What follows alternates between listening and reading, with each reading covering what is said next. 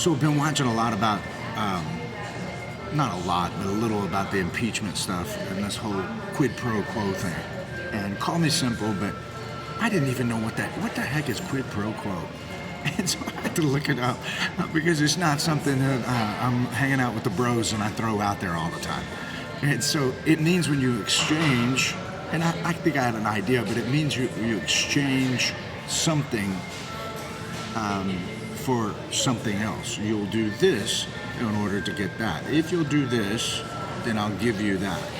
And man, like, what a great word for the kingdom, because I think that's the way we're trying to, a lot of people are trying to follow Jesus. Like, Jesus, I will follow you if you will do this for me.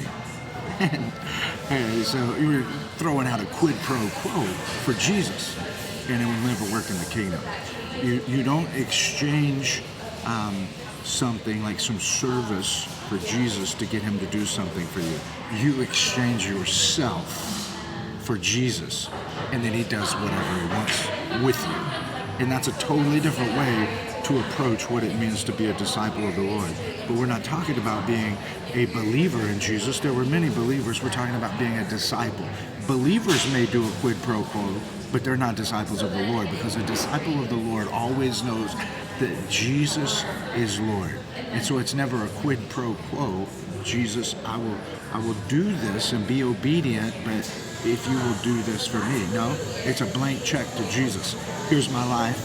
Fill it out however you want. Use me in the kingdom however you desire. And then that's when Jesus begins to move in our lives. So as you're following Christ, as you're proclaiming to be a believer, a disciple of the Lord, make sure you're not trying to do a quid pro quo.